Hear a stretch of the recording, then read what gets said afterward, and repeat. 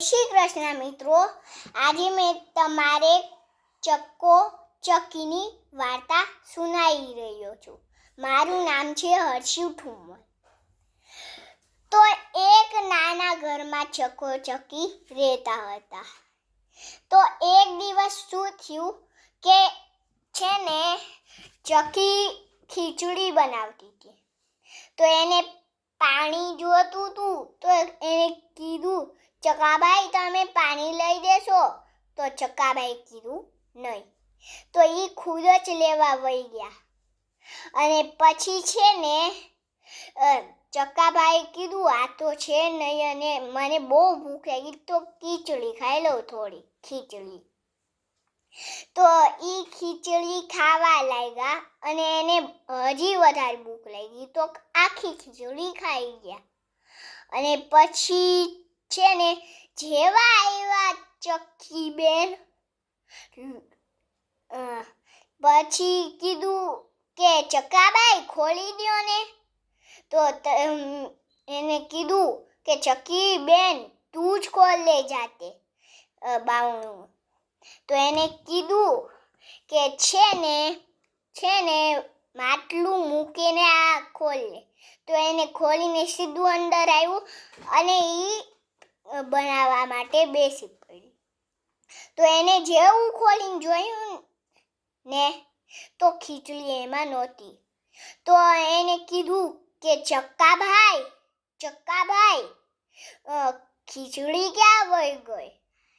તો એને કીધું કે મને શું ખબર, પેલો કૂતરો આવ્યો હશે રાજાનો, કાળિયો કૂતરો. તો એને કીધું ઈ ખાઈ ગયો હશે.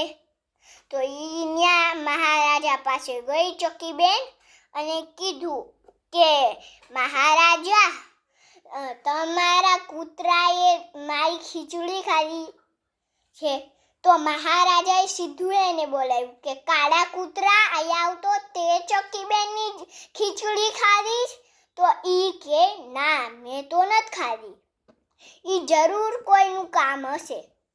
તો ઈ પછી છે ને કે ચક્કાબાઈને બોલાવે અને કે આ બેનું પેટ ફાડીને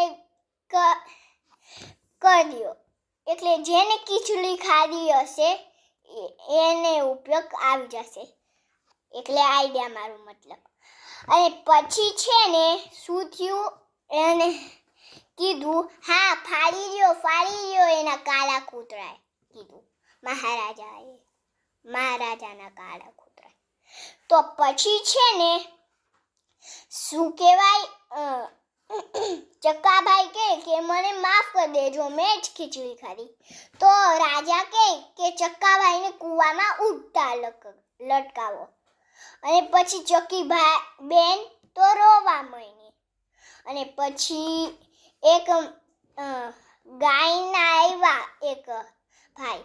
તો એને પૂછ્યું કે તમે ચક્કાભાઈને ખીર પૂરી ખવડાવી દેશો?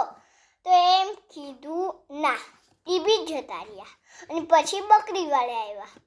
પછી એને કીધું કે તમે ચક્કો ભાઈને ખવડાવી શકો છો ખીર પૂરી? તો નહીં, એ જતા રહ્યા ચૂપચાપ. અને પછી બીજા વાળા ભાઈ આવ્યા, બકરીયાના માલો મતલબ શીપ. તો એ પછી શું થયું, એને રોક્યો અને કીધું કે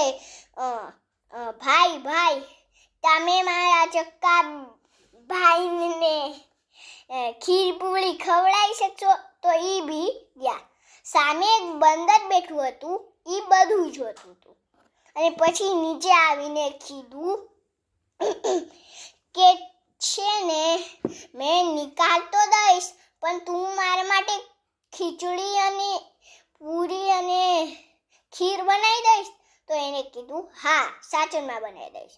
તો ચક્કાભાઈ પછી લટકેથી નીકળ્યા અને પછી કીધું શુક્રિયા.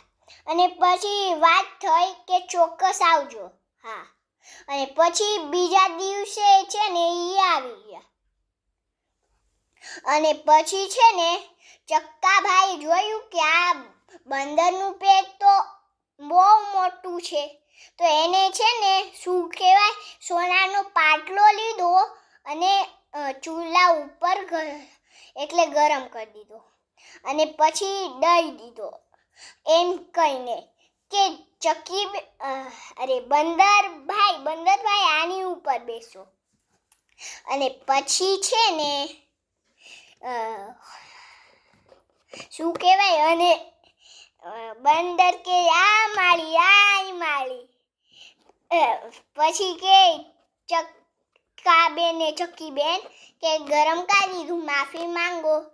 તો એને માફી માંગી અને કીધું કોઈ વાત નહીં. અને પછી છે ને ખાધી એને અને ગયા. નમસ્તે મિત્રો, બાય બાય, થેન્ક યુ.